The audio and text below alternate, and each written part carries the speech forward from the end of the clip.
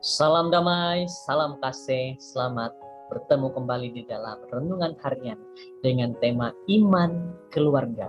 Satu pelajaran, selama 1 tahun berkenan dengan keluarga. Bagaimana kita membawa kepada keluarga kita lebih dekat kepada Tuhan. Mari kita berdoa. Tuhan di surga, bantu kami memahami firman-Mu ini, agar kami mengerti dengan sebaik-baiknya pelajaran yang Tuhan sampaikan kepada kami. Makasih Tuhan menuntun kami dalam nama Yesus. Amin. Tajuk pelajaran kita pada saat ini adalah penyelesaian untuk keinginan nafsu. Penyelesaian untuk keinginan nafsu. Dan ayat renungan di dalam 1 Korintus 7 ayat 8 dan 9. Tetapi kepada orang-orang yang tidak kawin dan kepada janda-janda aku anjurkan supaya baiklah mereka tinggal dalam keadaan seperti aku. Tetapi kalau mereka tidak dapat menguasai diri, baiklah mereka kawin, sebab lebih baik kawin daripada hangus karena hawa nafsu. Nah, satu nasihat kepada kita semua, kepada semua orang, pada setiap satu persatu individu. Ayat yang sangat baik.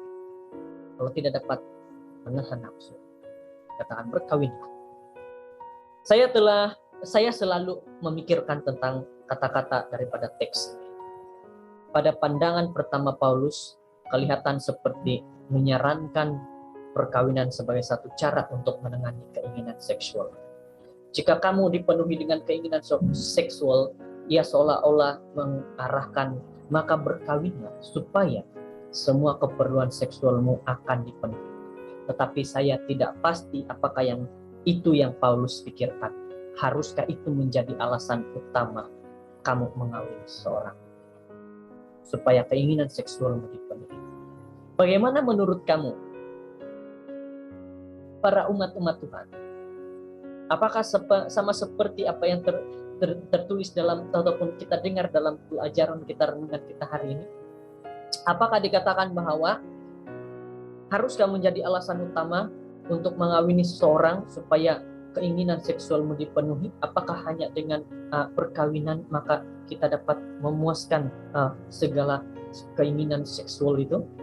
Saya pikir apa yang Paulus anjurkan ialah kesucian dalam seksual, bukan seksual yang sembarangan.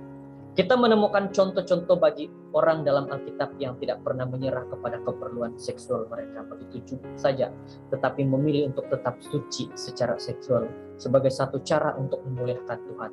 Contoh yang kita boleh lihat, Yusuf adalah antara satu contoh yang baik. Ketika sebagai seorang hamba melayani di rumah Potifar, dia berulang kali digoda oleh istri tuannya untuk mempunyai hubungan seksual dengannya. Tetapi apa yang terjadi kepada Yusuf? Responnya kita harus contoh, dan ia membuatkan dia diingat dengan baik. Bagaimanakah mungkin aku melakukan kejahatan yang besar ini dan berdosa terhadap Allah? Bagi orang muda, bagi keluarga, dan bagi semua orang, ingatlah respon daripada Yusuf ini apabila dia digoda dalam seksual. Dia berkata, bagaimana mungkin aku melakukan kejahatan yang besar ini dan berdosa terhadap Tuhan.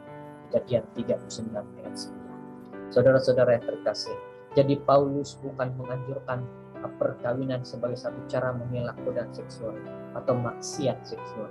Sebaliknya apa yang Paulus sarankan ialah kesucian seksual di kalangan mereka yang belum berkawin, dan juga bagi mereka yang sudah berkawin. Sama ada berkawin atau bujang, jangan biarkan hawa nafsu menguasai hidup. Sebaliknya, biarlah Yesus menguasai keinginan nafsu. Godaan-godaan yang paling kuat tidak boleh menjadi alasan untuk dosa. Tetapi tidak kira betapa hebat tekanan yang dibawa ke atasmu, dosa ialah tekanan di atasmu, dosa ialah tindakanmu sendiri. Tempat di mana berduduknya kesukaran itu ialah hati yang tidak diperbaharui. Satu nasihat kepada kita semua, saya kepada saudara-saudara, pada orang-orang muda yang lain, dikatakan bahwa untuk mengelak itu semua, perbaharui hidup.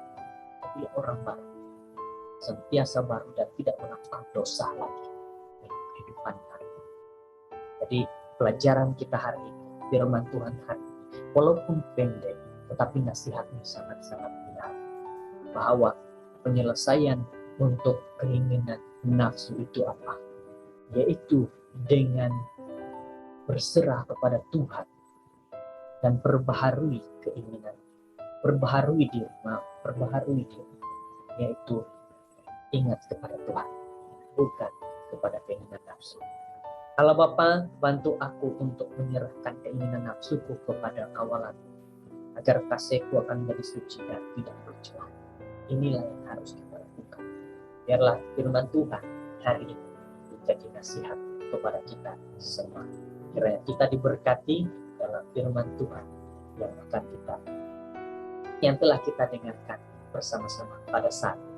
Kiranya Tuhan memberkati kita semua. Mari berdoa. Tuhan di sorga, terima kasih dengan firman nasihat Engkau yang begitu baik, yang mengatakan bahwa bagi kami, diri kami masing-masing, kami dapat meninggalkan dosa-dosa apabila diri kami diperbaharui.